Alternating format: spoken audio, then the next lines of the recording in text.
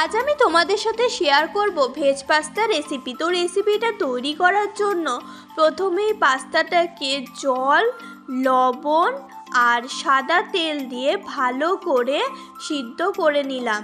তারপরে পাস্তাটা সিদ্ধ করা হয়ে গেলে জলটা পাস্তা থেকে ঝরিয়ে নিলাম। তারপরে আমি আদা কুচি করে নিলাম।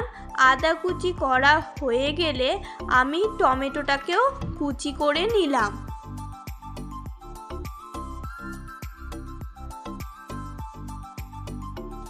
তারপরে ক্যাপসিকাম কুচিও করে নিলাম। তারপর মিক্সিতে টমেটো কুচি, আদা কুচি আর সামান্য পরিমাণ জল দিয়ে পেস্ট করে নিলাম।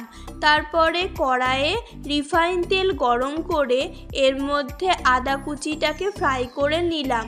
তারপরে ক্যাপসিকাম কুচিটাও এর মধ্যে ফ্রাই করে নিলাম। তারপরে এর মধ্যে দিয়ে দিলাম স্বাদ মতো লবণ, হলুদ গুঁড়ো, কাশ্মীরি লঙ্কা গুঁড়ো, গরম মশলা গুঁড়ো আর ম্যাগি মশলা দিয়ে ভালো করে মশলাটাকে কষিয়ে নিলাম। তারপরে এর মধ্যে দিয়ে দিলাম টমেটো আর আদা পেস্টটা দিয়ে ভালো করে কষিয়ে নিয়ে এর মধ্যে সামান্য পরিমাণ জল দিয়ে মিক্সড করে নিলাম। তারপরে এর মধ্যে দিয়ে দিলাম সয়া সস আর চিলি সস দিয়ে ভালো করে মিক্সড করে নিলাম।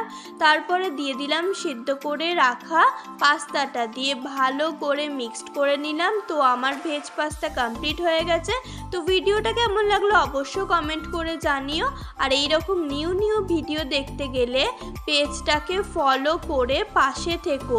Thanks for watching.